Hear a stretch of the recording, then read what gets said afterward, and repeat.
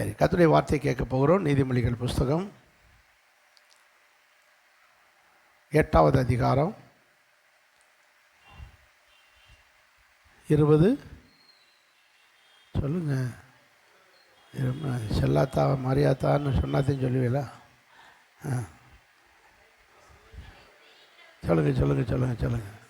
இந்த மாதம் கர்த்தர் நமக்கு கொடுத்த தியான வார்த்தை, வாக்குத்தத்த வார்த்தை, என்னை சிநேகிக்கிறவர்களை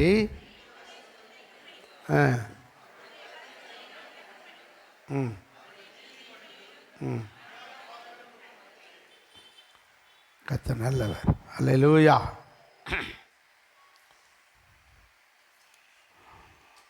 அவனுடைய பரிசுத்தமுள்ள நாமம் மகிமைப்படுவதாக. நல்ல பிதாவே, நாங்கள் இந்த வசனத்தை தியானிக்க போகிறோம். உம்முடைய பரிசுத்த பிரசன்னம் எங்கள் மேல் இருப்பதாக. உம்முடைய சத்திய ஆவியாகிய நீர் எங்களை சகல சத்தியத்துக்குள்ள நடத்துவீராக. கர்த்தர் எங்களோடு போதிப்பீராக. ஒருவரும் அந்த வண்ணமாய் போகாமல் விடுதலையோடு ஆசீர்வாதத்தோடு செல்லத்தக்க அவர்களோடு கர்த்தர் இடைபடுவீராக. இந்த வசனம் என்கிற அப்பத்தை ஆவியானவர் பகிர்ந்து தருவீராக. இயேசுவின் நாமத்தில் பிதாவே, ஆமென். அல்லேலூயா. சத்தமா சேர்ந்து அல்லேலூயா. நாம் அப்படி அல்லேலூயா என்று சொல்லும்போது நம்முடைய ஆத்துமாவை தூக்கி பிடிக்கிறோம். நம்முடையதான கண்கள் திறக்கப்படுகிறது. சத்திய வார்த்தை நமக்குள்ளே வருகிறது. ஆமென். அல்லேலூயா. கர்த்தர் நல்லவர். எல்லாரும் இந்த வசனத்தை நீங்கள் ஞாபகப்படுத்துங்க. போன வாரம் உங்களோட பேசணும். கர்த்தர் நமக்கு பந்தியை தந்தார். கர்த்தர் நம்மை நடத்துவார். என்னை நேசிக்கிறவர்கள், எப்படி ஆரம்பிக்கிறாரு? என்னை நேசிக்கிறவர்கள், அவரை நேசிக்கிற ஜனங்களை அவர் நடத்துகிறார். எப்படி நடத்துகிறார்? நீதியின் வழியிலும் நியாய பாதைகளுக்குள்ளும் நடத்துகிறேன். அவர்களை நடத்தி கொண்டு போய் மெய்ப்பொருளை சுதந்தரிக்க வைப்பேன். அவர்களுடைய களஞ்சியங்களை நிரப்பி கொடுப்பேன். சத்தமாக ஒரு அல்லேலூயா சொல்லுங்க. அப்போ ஆண்டவர் நம்மை நடத்துகிறவர். எங்கே நடத்துகிறார் சொல்லுங்க? நீதியின் வழிகளிலே நடத்துகிறார். த வே ஆஃப் ரைச்சஸ்னஸ். நியாயத்தின் பாதைகளிலே, அவருடைய வழிகளிலே என்ன உண்டு? நீதி உண்டு, நியாயம் உண்டு. அவர் நடத்துகிற பாதையிலே நீதி கிடைக்கும். நீங்கள் நீதி கிடைக்காமல் உட்கார்ந்து இருக்கலாம். எனக்குன்னு நியாயம் செய்ய, நியாயம் சொல்ல ஒருத்தரும் இல்லைன்னு நினைக்கலாம். கர்த்தர் இந்த மாதத்திலே நீதி நியாயத்திலே நடத்துவார். அவர் நடத்துகிறவர். நடத்தி எங்கே கூட்டிட்டு போறாரு? மெய்ப்பொருளை சுதந்தரிக்க. இஸ்ரவேல் ஜனங்களை எகிப்திலிருந்து நடத்தி கொண்டு வந்தார். எங்கே கூட்டிட்டு போனார்? கானானை சுதந்தரிக்க நடத்தினார். நம்மை எங்கே நடத்துகிறார்? மெய்ப்பொருளை சுதந்தரிக்க செய்கிறார். மெய்ப்பொருள் என்றால் என்ன? போச்சு. நித்திய ஜீவன். பொருள்னா ஆத்மா, மெய்ப்பொருள்னா நித்திய ஜீவன். இயேசு. அந்த மெய்ப்பொருள்னா யாரு? இயேசு. இயேசுதான் மெய்ப்பொருள். இயேசுதான் மெய்ப்பொருள். இயேசுதான் நித்திய ஜீவன். இயேசுதான் மெய்ப்பொருள். உங்களுக்கு நித்திய ஜீவனை அளிப்பேன் என்பதே அவர் நமக்கு பண்ணின வாக்குத்தத்தம். என்ன வாக்குத்தத்தம்? கடவுள் ஒரு வாக்குத்தத்தம் கொடுத்திருக்கிறார். என்ன வாக்குத்தத்தம்? உங்களுக்கு இயேசு கிறிஸ்து என்கிற நித்திய ஜீவனை தருவேன். ஏன்? பூமியில் எல்லோரும் பாவம் செய்து ஏகமாய் கெட்டு போனார்கள். நன்மை செய்கிறவன் இல்லை, ஒருவனும் இல்லை. பாவம் செய்கிற ஆத்துமா சாகும். எல்லா மனிதர்களுடைய ஆத்துமாக்களும் செத்து கிடக்கிறது. இந்த ஆத்துமாக்களுக்கு என்ன தேவை? நித்திய ஜீவன் தேவை. இந்த நித்திய ஜீவன் யாரு? இயேசு. அப்ப இயேசு என்கிற மெய்ப்பொருள், இயேசு என்கிற நித்திய ஜீவன் ஒவ்வொரு ஆத்துமாக்களுக்கும் தேவை. இதை தருவேன் என்று பிதா நமக்கு என்ன கொடுத்திருக்கிறார்? வாக்கு பண்ணியிருக்கிறார். இந்த நித்திய ஜீவன் நமக்குள்ளே வரும்போது, அதனால தான் அவரே சொல்றார், நானே வழியும் சத்தியமும் வெறும் ஜீவன் அல்ல. நித்திய ஜீவனாயிருக்கிறேன். நானே உயிர்த்தெழுதலும் ஜீவனமாயிருக்கேன்னு சொல்லாதீங்க. என்ன ஜீவன்? நித்திய ஜீவன். நமக்கு நித்திய ஜீவன். அவர் நமக்கு நித்திய ஜீவனாயிருக்கிறார். இந்த இயேசு கிறிஸ்துவை அவர் ஜீவனாயிருக்கிறார். நமக்கு வந்துட்டா அது நமக்கு என்ன ஜீவன்? நித்திய ஜீவன். ஏன்னா நம்ம நித்திய ஜீவனை இழந்துட்டோம் பாவத்தினாலே. பாவம் செய்கிற ஆத்மா செத்து போச்சு. பாவத்தினாலே நித்திய ஜீவனை இழந்து நம்முடைய ஆத்மா செத்தது. செத்து கிடக்கிற இந்த ஆத்மாவுக்கு மறுபடியும் ஜீவன் தேவை. அது இயேசு கிறிஸ்துவனுடைய ஜீவன் நித்திய ஜீவனாக இருக்கிறபடியால் அந்த ஜீவன் நம்முடைய ஆத்மாவுக்கு வந்து நம்முடைய ஆத்மாவை என்ன அடைய செய்து? உயிரடைய செய்து. இப்போ இயேசு உள்ளே இருக்காருன்னா நம்ம என்ன அடைஞ்சிட்டோம்? நித்திய ஜீவன் அடைஞ்சிட்டோம். அப்படி நித்திய ஜீவனோடு இருக்கிறவங்க மட்டும் இல்லையா சொல்லுங்க. சில கிறிஸ்தவர்களாக இருப்பார்கள், கிறிஸ்தவர்கள் என்று சொல்லிக் கொள்வார்கள், சர்ச்சுக்கு போவார்கள், கும்பிடுவார்கள், பாடுவார்கள், காணிக்கப்படுவார்கள், பிரசங்கம் கேட்பாங்க. ஆனால் உள்ளே யார் இருக்க மாட்டான்? இயேசு இருக்க மாட்டார். இயேசு இல்லாத கிறிஸ்தவன் நித்திய ஜீவன் இல்லாத கிறிஸ்தவன். இயேசு நம்முடைய உள்ளத்துக்குள்ளே, நம்முடைய ஆத்துமாவுக்குள்ளே இருக்க வேண்டும். இந்த ஆத்துமா, இந்த நித்திய ஜீவனாகிய இயேசுவை ஒரு மனுஷன் என்ன செய்ய வேண்டும்? சுதந்தரிக்க வேண்டும். அதற்காக நம்மை நீதியின் வழியிலும் நியாயத்தின் பாதையில் நடத்தி நம்மளை கொண்டு போய் இயேசுவை என்ன செய்ய வச்சிருக்காரு? சுதந்தரிக்க வச்சிருக்கார். இயேசு என்கிற மெய்ப்பொருளை சொல்லுங்க, சுதந்தரிச்சிருக்கார். நல்லா கவனிக்கணும். இந்த இயேசு கிறிஸ்துவை தான் நித்திய ஜீவன் என்று தெரியாத ஒரு வாலிபன் மார்க்கு சுவிசேஷம் 10:27 மார்க்கு 17 10:17 ஒரு வாலிபன் புறப்பட்டு வந்து அவருக்கு முன்பாக முழங்கால் படியிட்டு, பணக்கார வாலிபன், சாதாரண வாலிபன் கிடையாது. யார்? ஐஸ்வர்யம் உள்ள ஒரு வாலிபன் ஓடி வந்து, நல்ல போதகரே, நித்திய ஜீவனை சுதந்திரிக்கும்படி. அந்த லூசு பயலுக்கு கண்ணு தெரியலை. அந்த லூசு பயலுக்கு இயேசு தான் நித்திய ஜீவன் தெரியல. நம்ம விசுவாசிகளுக்கே தெரியல எப்படி போதனை ஒன்று. இன்றைக்கி தானே தெரிஞ்சிருக்கு. இயேசு தான் நித்திய ஜீவனை தெரியல. அவர்கிட்டே போய் நான் நித்திய ஜீவனை சுதந்திரிக்க என்ன செய்யணும்? அட பாவையில் என்னை ஏற்றுக்கடா, போதும், முடிஞ்சு வச்சு மாற்று. அவரை விசுவாசம் உள்ளவராய் அவரை ஏற்றுக்கொள்ளுகிறவர்கள் எத்தனை பேரோ அத்தனை பேரும் நித்திய ஜீவனை அடைஞ்சாச்சு. இயேசுவை ஏற்றுக்கொள்ளணும். அவர் எப்படி சொல்லுவார்? அவர் என்ன சொன்னார் தெரியுமா? அவர் என்ன சொன்னார்? நீ போ, உனக்கு உண்டான எல்லாம் விற்று யாருக்கு கொடு? தரித்திரர் கொடு, உனக்கு என்ன கிடைச்சிடும்? நித்திய ஜீவன் கிடைக்கும். ஐயோ, அந்த நித்திய ஜீவன் எனக்கு வேண்டான்னு ஓடி போயிட்டான். நீ இந்த பணாசை பிடிச்சவன், நீ பரலோகத்துக்கு லாய்க்கில்லை, ஓடி போயிட்டான். அதை புரிஞ்சுக்கிட்டு தான் அவன்கிட்ட அப்படி சொன்னார். அப்போ இயேசு தான் யாராக இருக்கிறார்? நித்திய ஜீவனாக இருக்கிறார், மெய்ப்பொருளாக இருக்கிறார். அவர் மெய்ப்பொருள், நம்ம டூப்ளிகேட் பொருள், பொய் பொருள். அவர் மெய்ப்பொருள், நம்ம பொய் பொருள். பொருள்னா என்னது?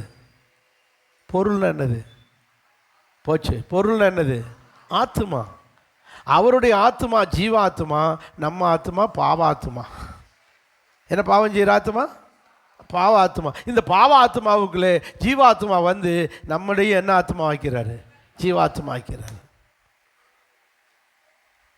இந்த ஜீவ ஆத்மாவோடு ஒரு மனுஷன் மரிக்கும் போது, இந்த சரீரத்தை விட்டு அந்த ஆத்மா பிரியும் போது, அந்த ஆத்மா மோட்சத்துக்கு போகும்.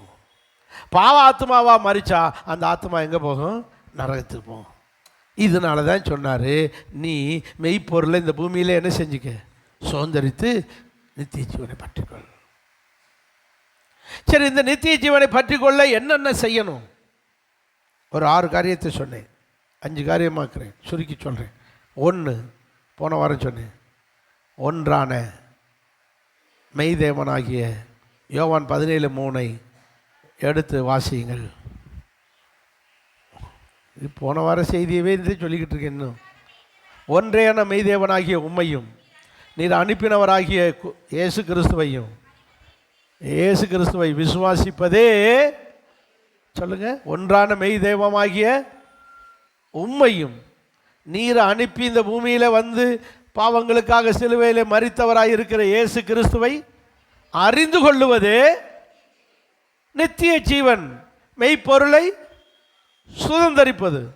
புரியலையா பிரசங்கம்? இது கொஞ்சம் ஆழமான சப்ஜெக்டு.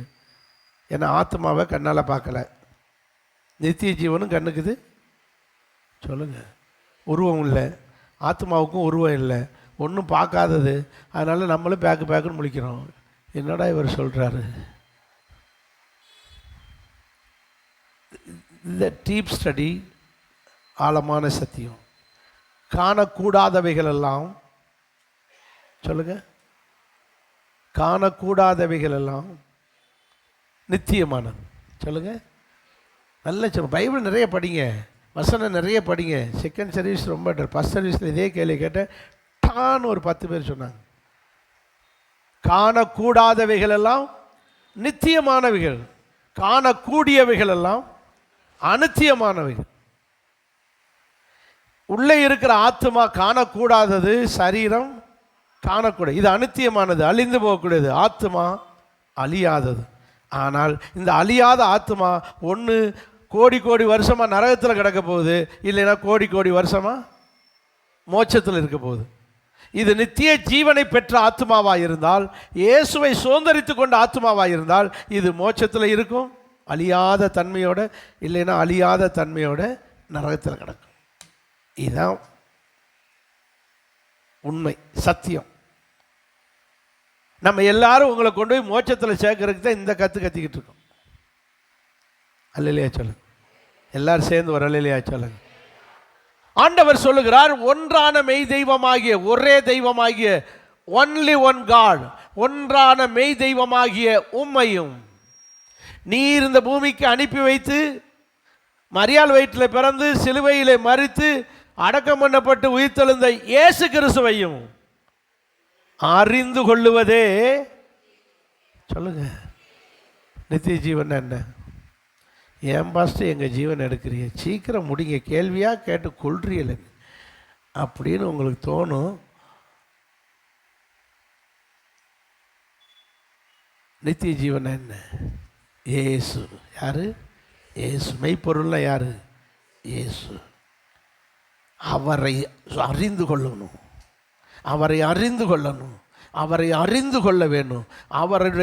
அவரை அனுப்பி வச்சவரையும் அறிய வேண்டும். யார? பிதாவை.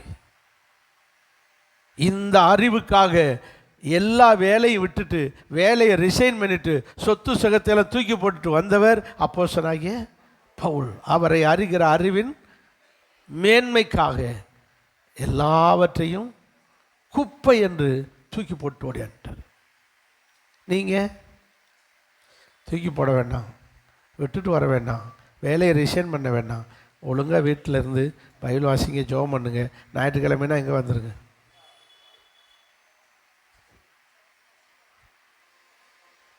இப்படியே தலையாட்டு எங்கே வந்துருங்க, சர்ச்சுக்கு வந்துருங்க. நாம் கூடி ஆராதிப்போம். கூடி வாழ்ந்தால் கோடி நன்மை, கூடி ஆராதித்தால் கோடி கோடி நன்மைகள். ஆண்டவருடைய பிள்ளைகள் இதை விளங்கிக் கொள்ளுங்கள். ஒன்றான மெய் தெய்வமாகிய அவரை, அவருடைய குமாரனை அறிய வேண்டும். 2வது யோவான் சுவிசேஷம் 5ஆம் அதிகாரம் 39ஆம் வசனம். சீக்கிரம் சீக்கிரம்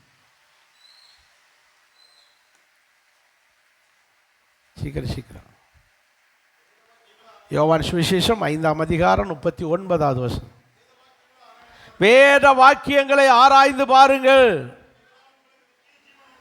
அந்த பைபிளை படிச்சதுனாலே உங்களுக்கு என்ன கிடைக்கும்? நித்திய ஜீவன் கிடைக்கும். சத்தமா ஒரு அல்லேலூயா சொல்லுங்க. பைபிளை, வேத வாக்கியங்களை ஆராய்ந்து பாருங்கள். வேத வாக்கியங்களுக்குள்ளே என்ன இருக்கு? என்ன இருக்கு? எப்படி இருக்கும்? இது பைபிள். நான் உங்களுக்கு புரிகிற மாதிரி சொல்லி, அவங்களுக்கு கூட இவ்வளோ தெளிவாக சொல்லி கொடுக்கல. நீங்கள் ரொம்ப அப்படியே சோகமாக இருக்கலாம், உங்களுக்கு தான் ரொம்ப சொல்ல வேண்டியிருக்கு. எல்லாம் டியூஷன் எடுக்கிற மாதிரி. இதுக்கு பேர் என்னது? உங்களை பேச வைக்கிறது சொல்லு. இதுக்கு பேர் என்னது? பைபிள். பைபிள் தானே? பைபிள் தானே? நோட்டா?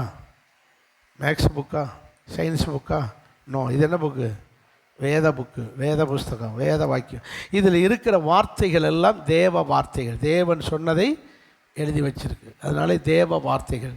வேத புஸ்தகம் தேவ வார்த்தை. சரிதானா? இதை படிக்க படிக்க படிக்க எதை இந்த பைபிளுக்கு இன்னொரு பேர் உண்டு, சாட்சி புஸ்தகம். என்ன புஸ்தகம்? சாட்சி புஸ்தகம். இந்த பைபிளை படிக்க படிக்க இந்த பைபிளை படிக்க படிக்க அங்கே யாரை பற்றி எழுதியிருக்கு? இயேசுவை பற்றி எழுதியிருக்கு. சொல்லுங்கள், யாரை பற்றி எழுதிக்கிட்டு வருது? இயேசுவை பற்றி எழுது. இப்போ ஆபிரகாம்கிட்ட போனால் என்ன, மோசேட்ட போனால் என்ன போல ஒரு தீர்க்கதரிசி உங்களுக்கு எழுப்புவார்ன்ற. சரிதானே? ஈசாக்கை பலியிட்டது போல பிதா குமாரனை பலியிடுகிற சம்பவம் இருக்குன்னு எழுதுவார். இப்படி ஒன்னொரு இடத்துல யாரை பற்றி எழுதிக்கிட்டே வருது? சொல்லுங்கள், இயேசுநாதரை பற்றி. இந்த இயேசு கிறிஸ்துவை பற்றி எழுதியிருக்குன்னா என்ன எழுதியிருக்கு? நித்திய ஜீவனை பற்றி எழுதியிருக்கு. நித்திய ஜீவன்னா மெய்ப்பொருள். சொல்லுங்க, மெய்ப்பொருளை பற்றி. அதனாலே இந்த வேத வாக்கியங்களை நீங்கள் என்ன செஞ்சு பாருங்க, ஆராய்ந்து பாருங்கள். யாரு தெரியும்? இயேசு கிறிஸ்து என்கிற நித்திய ஜீவனை பற்றி எழுதியிருக்கிறது. இயேசு கிறிஸ்து என்கிற மெய்ப்பொருளை பற்றி எழுதியிருக்கிறது. இந்த மெய்ப்பொருள் ஆகிய இந்த இயேசு கிறிஸ்துவாகிய நித்திய ஜீவன் உண்டு. அதைத்தான் சொல்றாரு. வேத வாக்கியங்களை என்ன செஞ்சு பாருங்க, ஆராய்ந்து பாருங்கள்.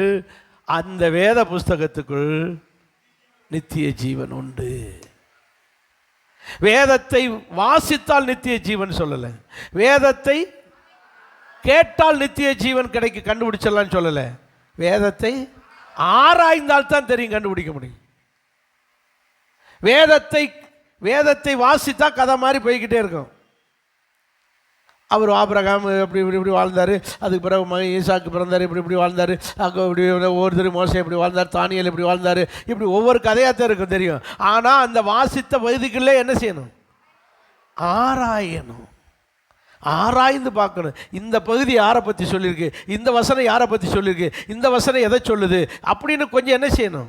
ஆராய்ந்து பார்த்தால் யாரு தெரியும்? யாரு தெரியும்? இயேசு கிறிஸ்து என்கிற நித்திய ஜீவன் தெரியும். புரிஞ்சவங்க இல்லையா? சொல்லுங்க. அப்போ வேதத்தை என்ன செய்ய பழகணும்? ஆராய பழகணும், வேற ஆய்ந்து படிக்க பழகணும். படிச்சுட்டு சும்மா அப்படியே போகக்கூடாது. அதை என்ன செஞ்சு பார்க்கணும்? ஆராய்ஞ்சு பார்க்கணும். இது என்ன அர்த்தம், இந்த அர்த்தம் என்ன? இப்போ நான் சொல்கிறேன் பற்றியெல்லாம், நித்திய ஜீவன், நித்திய ஜீவன் மெய்ப்பொருள்னு தான் ஒன்று எடுத்தோம். அந்த மெய்ப்பொருள்னா யார், பொருள்னா என்ன, மெய்ப்பொருள்னா என்ன? அப்போ அதுக்குள்ளே இப்படியே ஆராயிரம் பற்றியெல்லாம். இது போல் நீங்கள் ஆராய்ந்தா யாரை பிடிச்சிடலாம்? இயேசு கிறிஸ்து என்கிற மெய்ப்பொருளை பிடிச்சிடலாம். அவர் மெய்ப்பொருள், மெய்யான தெய்வம், மெய்யான சக்தி.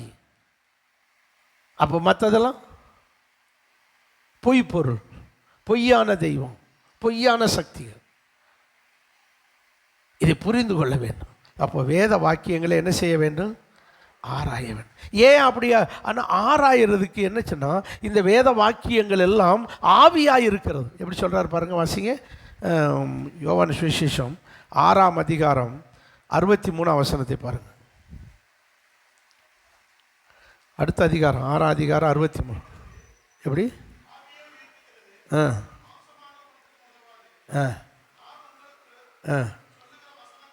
நான் உங்களுக்கு சொல்லுகிற வசனங்கள், சொல்லுங்க, நான் உங்களுக்கு சொல்லுகிற வசனங்கள் ஆவியாக இருக்கிறது. சொல்லுங்க, சொல்லுங்க.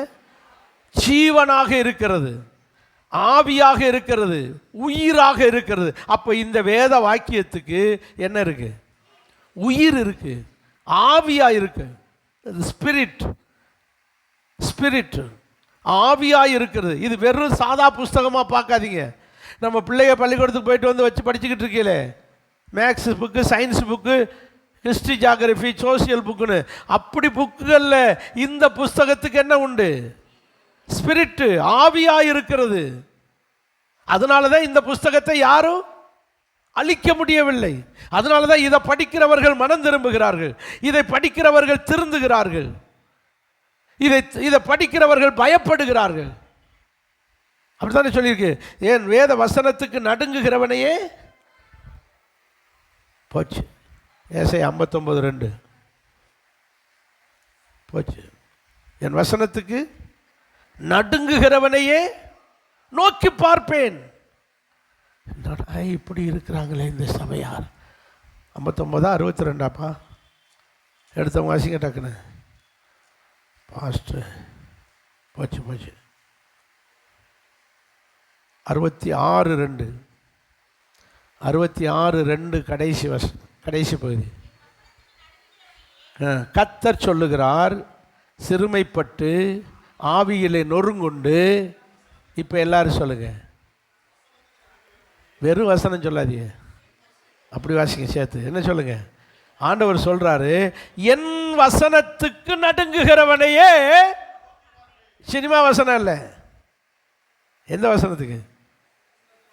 என் வசனம், தேவ வசனம், வேத வசனத்துக்கு நடுங்குகிறவனை நோக்கி பார்ப்பேன். இந்த பைபிளை படிக்கும் போதே, கையில் எடுக்கும் போதே என்ன வரணும் சொல்லுங்க? என்ன வரணும்? நடுக்க வரணும். ஐயோ பைபிளை படிக்கணுமே, படிக்க போறேனே, ஐயோ, அப்படியே என்ன வரணும்? வருதா? அப்படி மடித்து ஒரு சிப்பை போட்டு அப்படி தூக்கி போட்டு பிடிக்கிறது. நான் என் பைபிளை பிடி, என் பைபிளை பிடி. எப்படி வரும் நித்திய ஜீவன்? வசனத்துக்கு என்ன செய்யணும்? நடுங்கணும். எப்படி நடுங்கணும்? ஒரு முட்டி இன்னொரு முட்டியோடு என்ன செய்யணும்? மோதணும். அப்படி ஒரு ராஜாவை நடுங்கினார் நேபுகாத். அப்படியே நடுங்குறான். அது எழுதப்பட்டிருக்கு, வசனத்தை கண்ட உடனே முட்டி நடுங்குது. ஐயோ என்னமோ எழுதுறாரு. மெனே மெனே தெக்கேல், தெக்கேல வடக்கேல, மெனே மெனே தெக்கேல் உபாஷின். இந்த வார்த்தையை கேட்டபோது நடுங்கினான். அவனுடைய பிள்ளைகள் வசனத்தை வாசிக்கும் போது என்ன செய்யணும்? நடுங்கணும். வேதத்தை ஆராய்ந்து பாருங்கள், அதுக்குள்ளே என்ன இருக்குது? நித்திய ஜீவன். பைபிளை பயபக்தியோடு படித்து பாருங்கள், அழகாக பைபிள் புரியும். எல்லாம் உங்களுக்கு கற்றுக் கொடுப்பார், ஆவியானவர் கற்றுக் கொடுப்பார். இந்த அர்த்தம் தான். இப்போ எனக்கு இவன்ட்டு கற்றுக் கொடுக்குறா, உங்களுக்கு கற்றுக் கொடுக்க மாட்டாரா? நான் தானே இதெல்லாம் இவ்வளோ படித்து விவரமாக பிரித்து சொல்கிறேன். மெய்ப்பொருள் என்னென்னு உங்களுக்கு கற்றுத்தருவா. ஆனால் வேதத்தை என்ன செய்யணும்? பயபக்தியோடு படிக்கணும். இதுக்குள்ளே ஜீவன் இருக்குது, இதுக்குள்ளே ஆவி இருக்குது. இதை சாதா புஸ்தகமாக நினச்சிடாதீங்க. ஏன்னா இதுதான் நம்மளை என்ன செய்ய போகுது? நியாயந்திருக்கிற வருஷம். அப்படி தான் இருக்குது. யோவான் 17:17 எப்படி சொல்லியிருக்கு?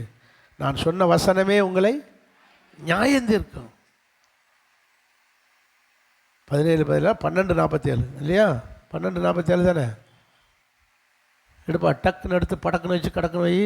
ஒரு ஆள் வாசிங்க. ஒருவன் என் வார்த்தைகளை கேட்டு அதை விசுவாசியாமல் போனான், அவனை நியாயந்திருக்கிறதில்லை.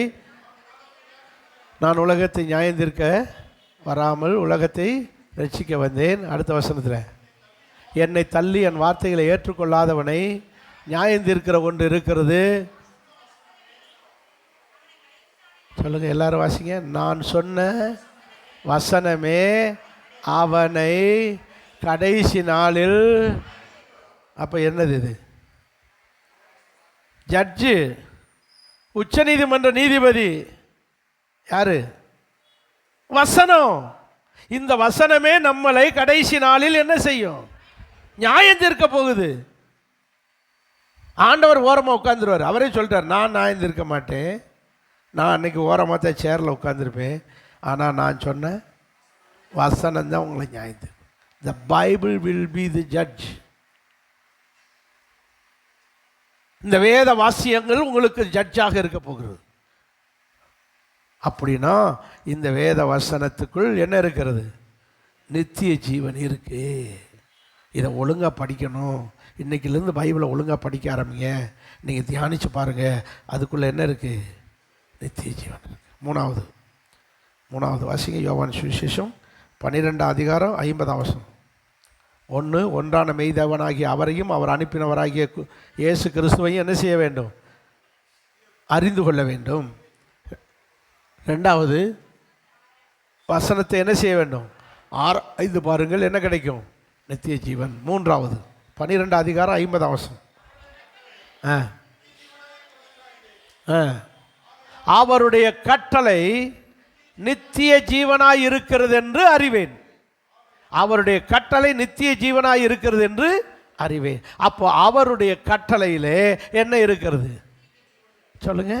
நித்திய ஜீவனாகிய மெய்ப்பொருள் இருக்கு. அவருடைய கட்டளையிலே நித்திய ஜீவனாகிய இயேசு இருக்கிறார். அப்போ பைபிள் வேறு, பைபிளுக்குள்ள இருக்கிற கட்டளை வேறு. உங்களுக்கு பிரித்து சொல்லித்தரேன். இதுக்கு பேர் என்னது? வேதம் அல்லது பைபிள். சரிதானா? என்ன செய்ய, இதை ஆராய்ந்து பாருங்கள். அதுக்குள்ளே என்ன கிடக்கு? நித்திய ஜீவன் கிடக்கு, பைபிள். இந்த பைபிளை படிச்சுக்கிட்டே போகிறோம்.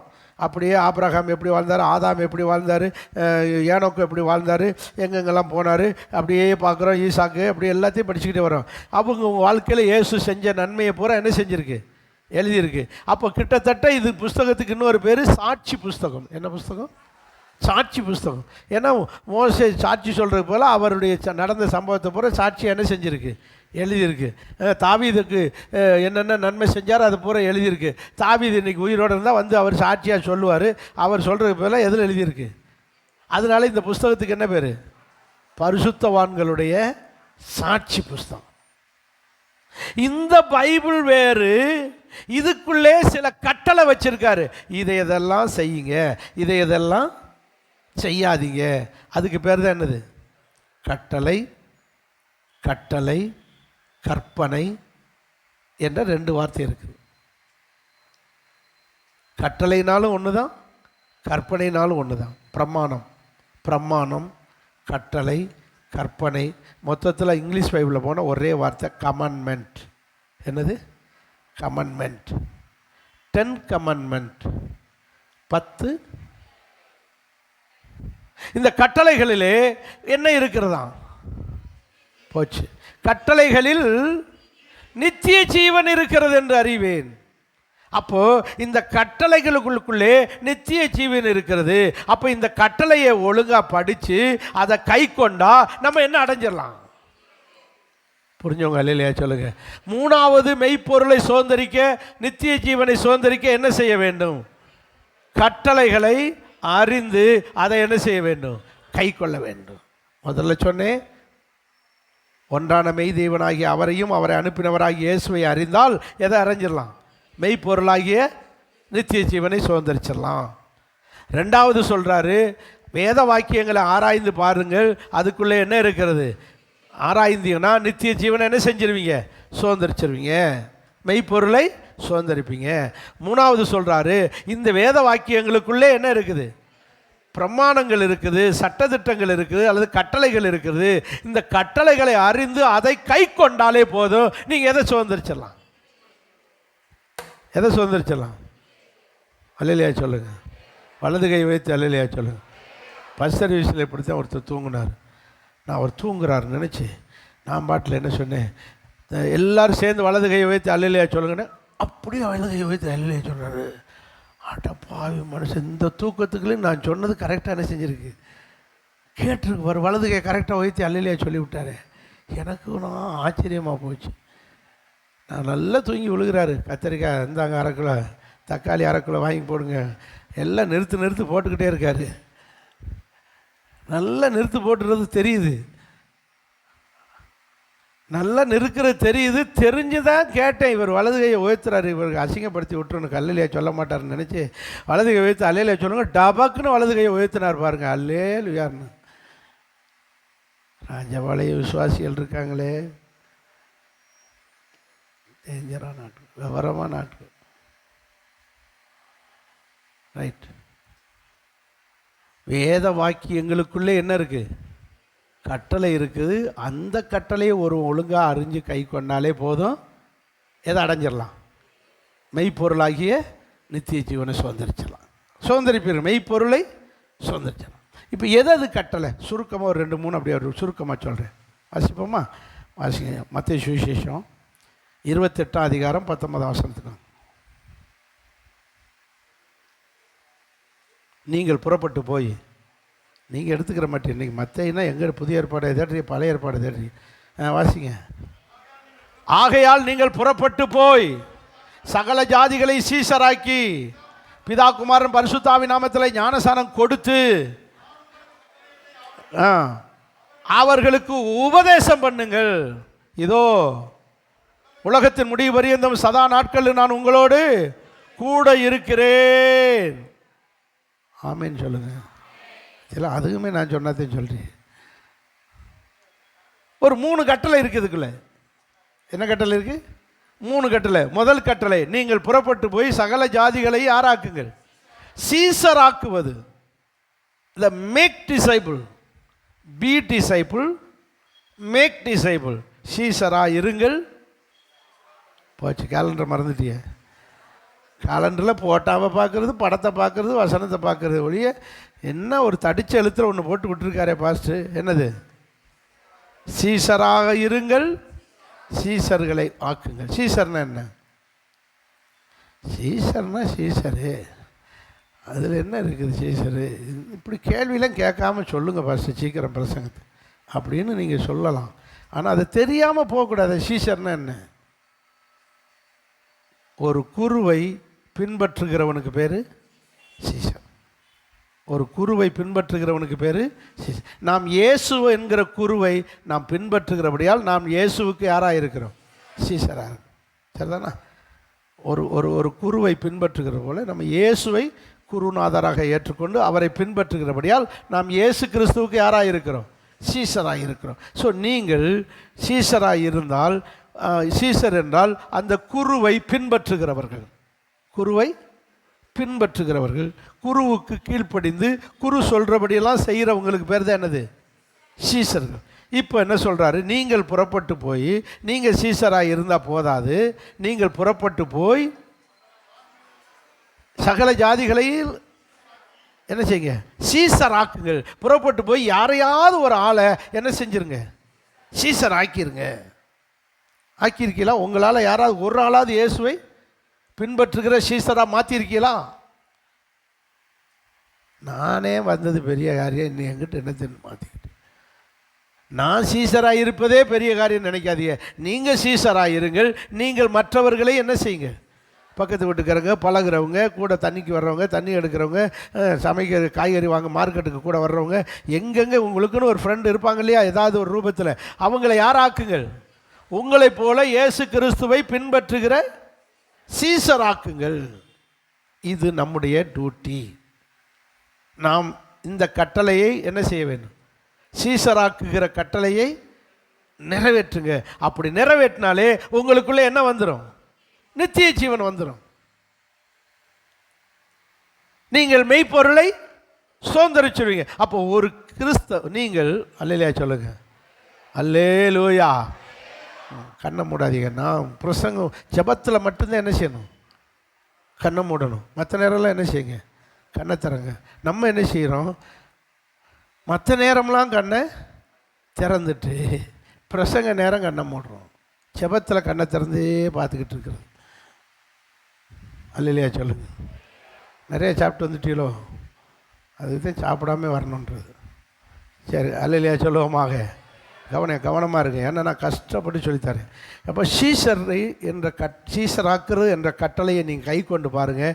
அதில் நீங்கள் யாரை சுதந்திரிச்சிருவீங்க? மெய்ப்பொருளாகிய இயேசுவை சுதந்திரிச்சிருவீங்க. 2வது கட்டளை, பிதா குமாரன் பரிசுத்த ஆவி நாமத்தில் அவர்களுக்கு என்ன கொடுக்கணும்? ஞானஸ்நானம் கொடுக்குற அளவுக்கு அவங்களுக்கு நிறைவேற்றுங்க.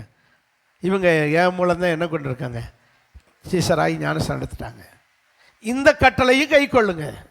3வது கட்டளை, அவர்கள் ஞானஸ்நானம் எடுத்த பிறகு பைபிளில் எப்படி நடந்துக்கிறணும், ஒரு கிறிஸ்தவன் எப்படி நடந்துக்கிறணும், ஒரு ஏசப்பா பிள்ளை எப்படி நடந்துக்கிறணும், எல்லா சத்தியங்களையும் அவங்களுக்கு என்ன செய்யுங்க? உபதேசம் பண்ணுங்கள். இதெல்லாம் கட்டளைகள். இதுக்கு பேர் என்னது? இந்த கட்டளைகளை ஒரு மனுஷன் என்ன செய்ய வேண்டும்? கை கொள்ளும்போது அவன் யாராக விடுகிறான்? மெய்ப்பொருளை சுதந்திரிக்கிறவனாய் மாறிவிடுகிறான். சத்தம் ஒரு அல்லேலூயா சொல்லுவோமா? இப்போ நீங்கள் எல்லோரும் ரட்சிக்கப்பட்டிருக்கீங்க, ஞானஸ்நானம் எடுத்திருக்கீங்க, சர்ச்சுக்கு வாரீங்க, திருவிருந்து எடுக்கிறீங்க. இன்னொரு கட்டளை மட்டும் சொல்லி முடிக்கிறேன். 1 கொரிந்தியர் 11ஆம் அதிகாரம் 25ஆம் வசனம். 1 கொரிந்தியர் 11:25.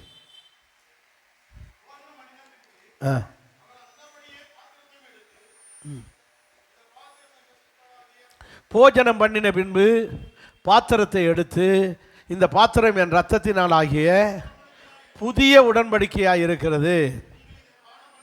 இந்த திராட்சரசத்தை பானம் பண்ணும் போதெல்லாம் என்னை நினைவு கூறும்படி சொல்லுங்க, என்னை நினைவு கூறும்படி இதை செய்யுங்கள்.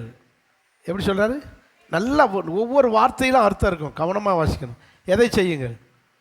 இந்த திருவிருந்தை செய்யுங்கள், இந்த கம்யூனியனை செய்யுங்கள். இது இயேசு கிறிஸ்துவனுடைய மரணத்தை நினைவு கூறுகிற ஒரு சம்பவம், என்னை நினைக்கிற ஒரு சம்பவம். ஏன் திருவிருந்து எடுக்கிறோம்? அவருடைய பாடு மரணங்களை அந்த நேரமாவது உட்கார்ந்து கொஞ்ச நேரம் ஒரு 5 நிமிஷம் நினைப்போம். ஆமென், ஆமென். இப்படி அவருடைய பாடு மரணங்களை நினைக்கும்படியான ஒரு ஃபங்க்ஷனுக்கு பேரு கம்யூனியன்.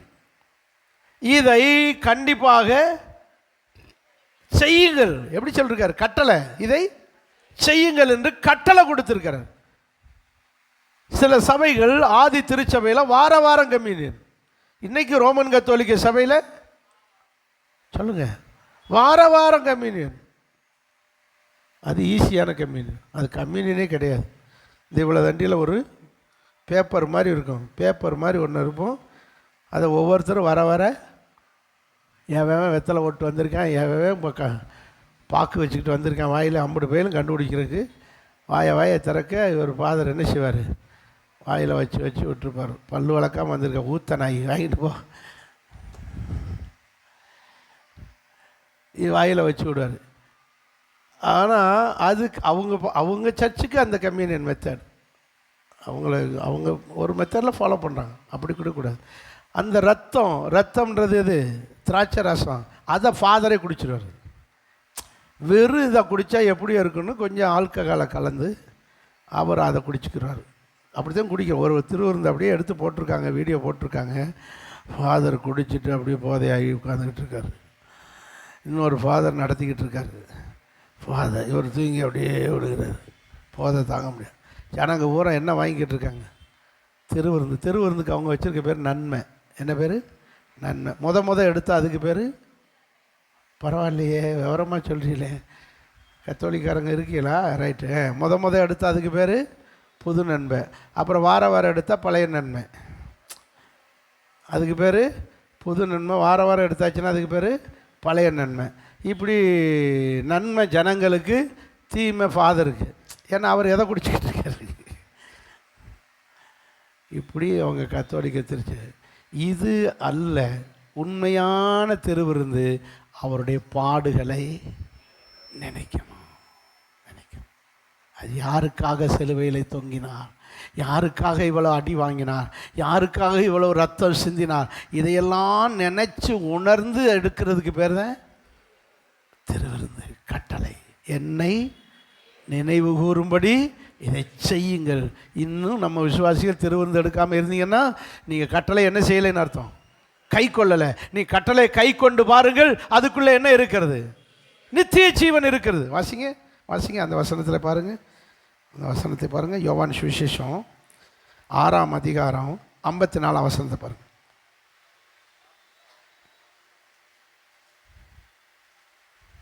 போச்சு.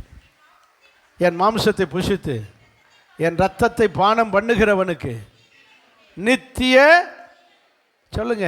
அப்ப திருவிருந்து எடுத்தா அதுக்குள்ள என்ன இருக்கு? சொல்லுங்க. நித்திய ஜீவன். புரிஞ்சுதா? அப்போ நித்திய ஜீவன் ஆகிய மெய்ப்பொருளை சுதந்திரிக்க இன்னொரு மெத்தடு, திருவிருந்து என்கிற கட்டளையை கை கொள்ளணும். அப்போ கட்டளையை கை கொள்ளணும். முதல்ல சொன்னேன், ஒன்றான மெய் தேவனாகிய பிதாவை கை கொள்ளும். ரெண்டாவது, ஒன்றான மெய்தேவன பிதாவையும் அவர் அனுப்பினவராகிய குமாரனையும் விசுவாசிக்க வேண்டும், அறிந்து கொள்ள வேண்டும். ரெண்டாவது, வேத வாக்கியங்களை ஆராய்ந்தால் மெய்ப்பொருளாகிய இயேசு கிறிஸ்துவை கண்டுகொள்ள முடியும். மூணாவது, கட்டளைகளை கை கொள்ளும்போது, ஞானசானம், திருவிருந்து, இதெல்லாம் கை கொள்ளும்போது நமக்கு என்ன கிடைக்கிறது? நித்திய ஜீவன் கிடைக்கிறது. இதை நிறைய விசுவாசிகள் அதை சரியாக என்ன செய்வது கிடையாது, பின்பற்றுவது கிடையாது.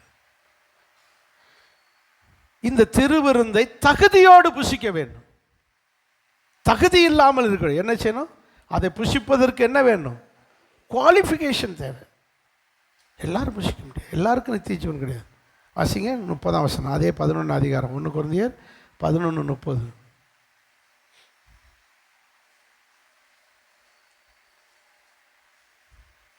இது நிமித்தம் உங்களில் அநேகர் பலவீனரும் வியாதி உள்ளவர்களும் மரித்து, நித்திரைனானது மரித்தவர்களுமாய் அடைந்திருக்கிறார்கள். அநேகர் நித்திரையும் அடைந்திருக்கிறார்கள். ஸோ அதுக்கு முந்தின வசனத்தை வைங்க தம்பி. அபாத்திரமாய் போஜனம் பண்ணுகிறவன் கர்த்தருடைய சரீரம் இன்னதென்று நிதானித்து அறியாததினால் தன் ஆக்கினை வரும்படி போஜனம். என்ன ஆக்கினை? பலவீனம், வியாதி, நித்திரையாகிய மரணம். அப்போது திருவிருந்து எடுக்கிறவர்கள் சொல்லுங்க, தம்மை நாமே நிதானித்து அறிந்து பரிசுத்தமாய் பயபக்தியாய் பங்கெடுக்கணும். அப்படி பங்கெடுக்காவிட்டால், அப்படி ஒழுங்காக பங்கெடுத்துட்டா நித்திய ஜீவன் கிடைச்சிடும்.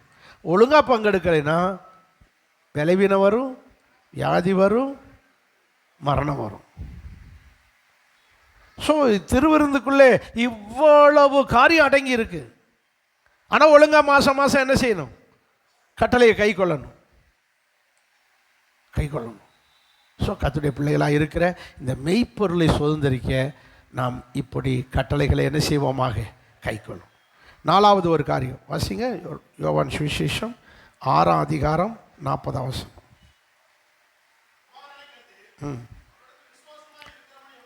எல்லாரும் எடுங்க, எல்லாரும் எடுங்க. யோவான் சுவிசேஷம் 6ஆம் அதிகாரம் 40ஆம் வசனம்.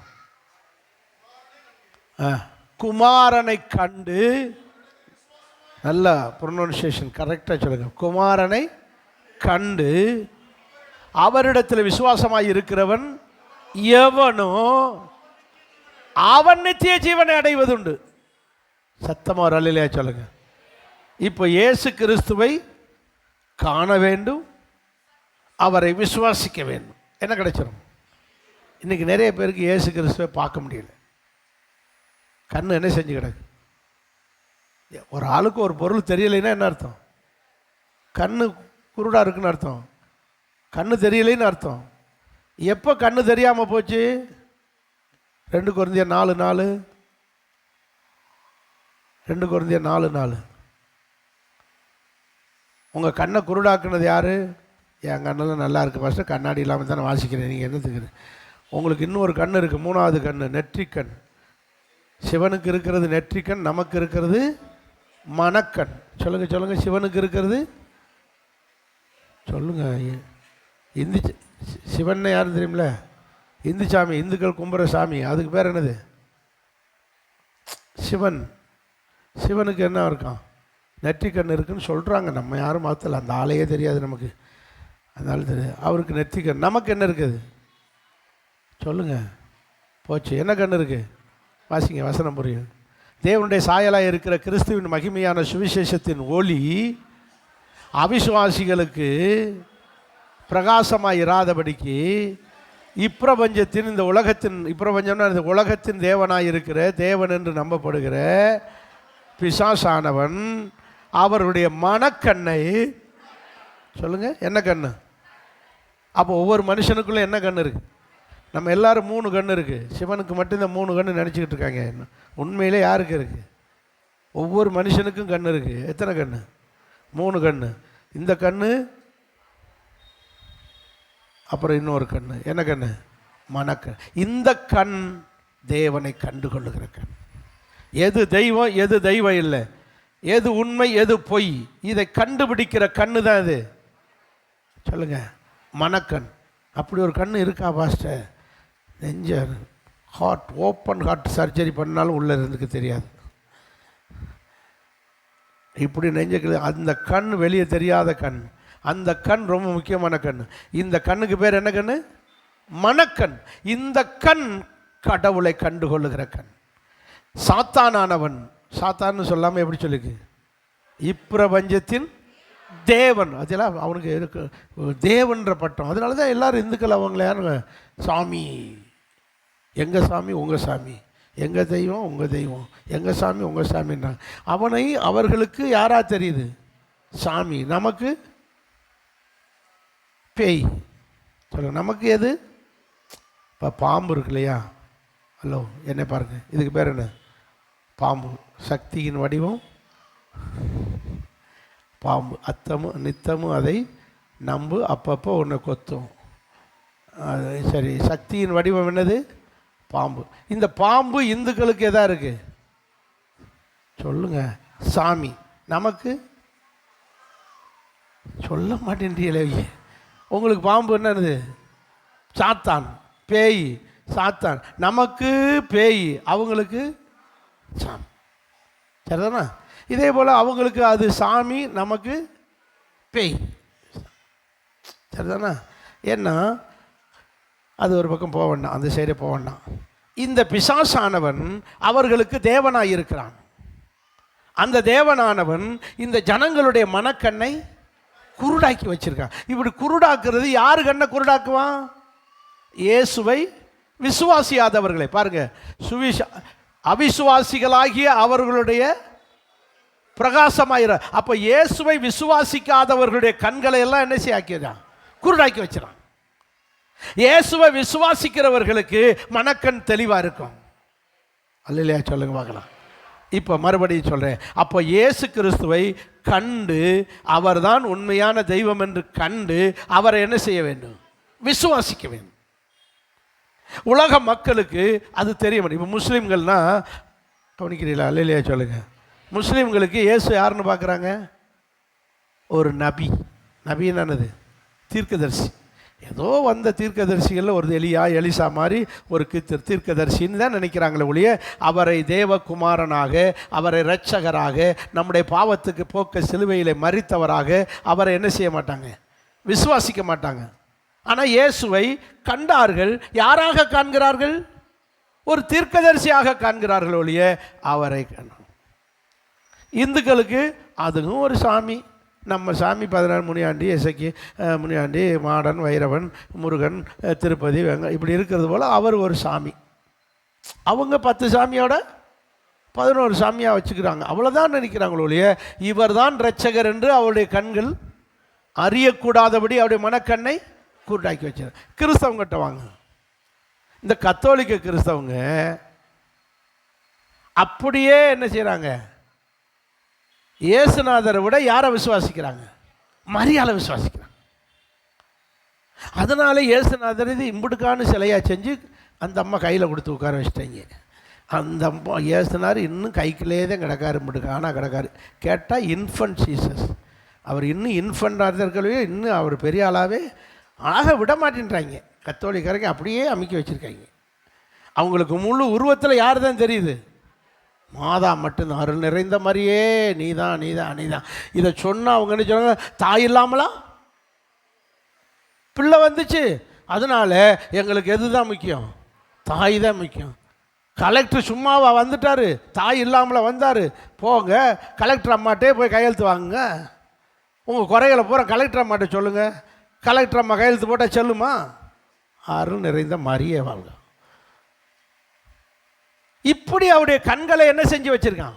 குருடாக்கி வச்சிருக்கான். யாரு முக்கியம்? மகன்தான் முக்கியம். இவரை வச்சு தானே அந்த அம்மாவுக்கு பெருமை. இந்த கத்தோலிக்கருடைய கண்களை சொல்லுங்க, ஏசுன்ற வார்த்தையே இல்லை, எப்போதான் சொல்றது. இல்லைன்னா அருள் நிறைந்த மாதிரியே வாழ்க, மாறியே வாழ்க, மாறியே வாழ்க, மாறியே மாறியே மாறியே மாறியேன்னு.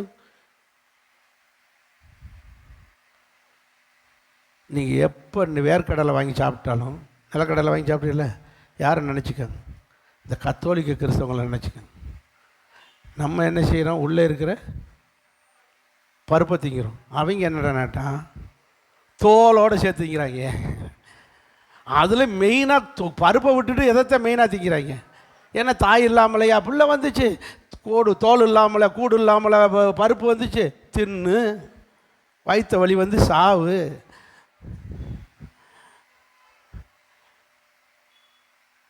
அவர்களுக்கு அவருடைய கண்களை என்ன செஞ்சு வச்சிருக்கான்?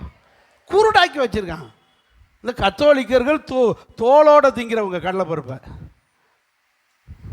அதில் அப்படி தின்னுட்டா கூட பரவாயில்ல, பருப்பை கொஞ்சமாக தின்னுட்டு தோலை மட்டும்தான் நிறையா திங்கிறாங்க.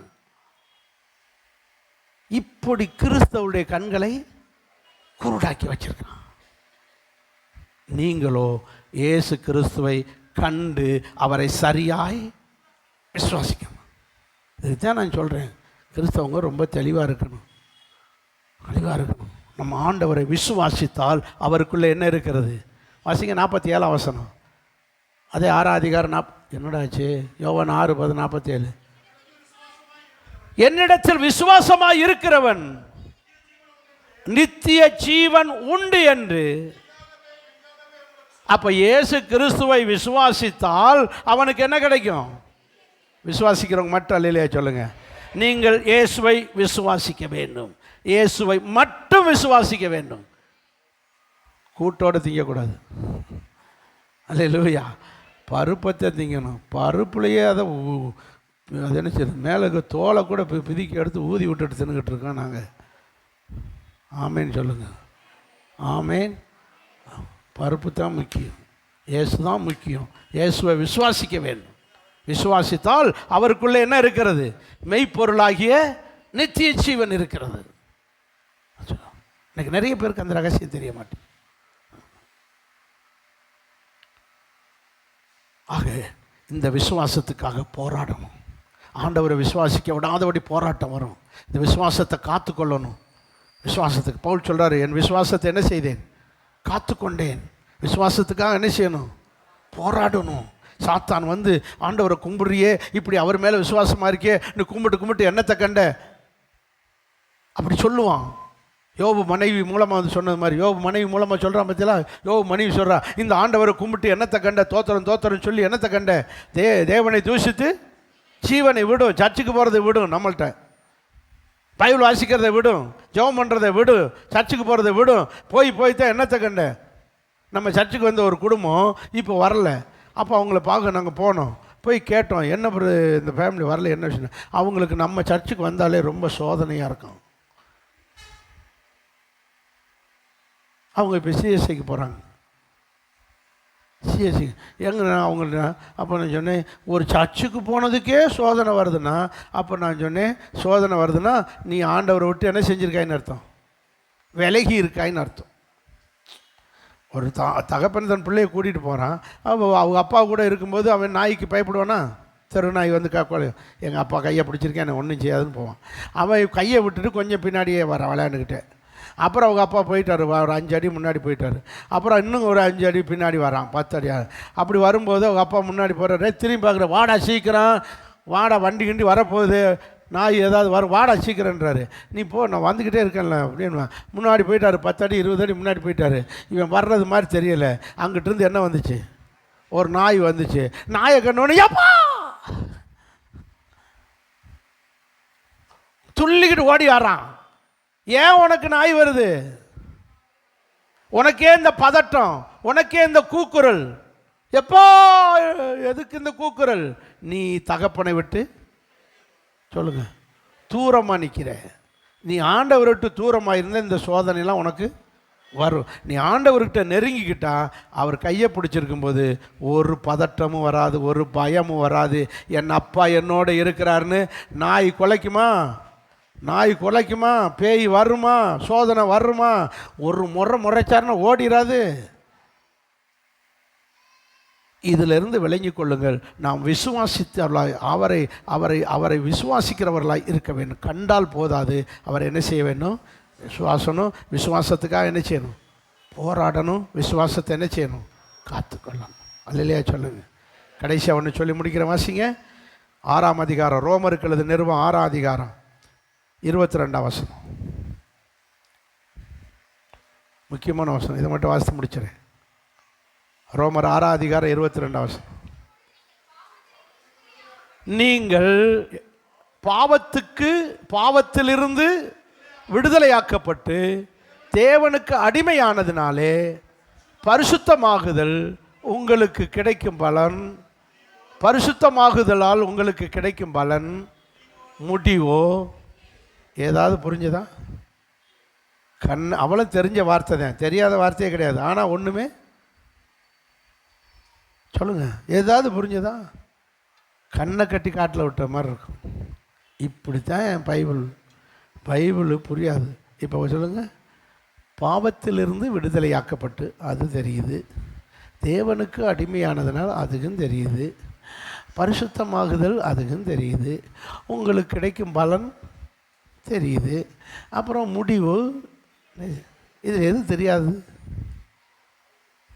எது தெரியாது? ஒன்றும் தெரியாது, ஒன்றும் தெரியலை. கூமுட்டையா அப்படியே தெரிஞ்சது மாதிரி தெரியும், ஆனால் பைபிள் ஒன்றுமே புரியாது. இப்போ நான் சொல்கிறேன் கவனி, எல்லோரும் என்னையை பாருங்கள், இல்லைன்னா ஒன்றுங்கிட்டு போட பாருங்கள், என்னையை பாருங்கள், ரெண்டையும் ஒன்றில் பார்த்துக்கிட்டே வாங்க. இந்த பக்கம் வாங்க. பாவத்திலிருந்து நம்மை, இந்த பக்கம் பாவத்தை உண்டாக்குனது யார்?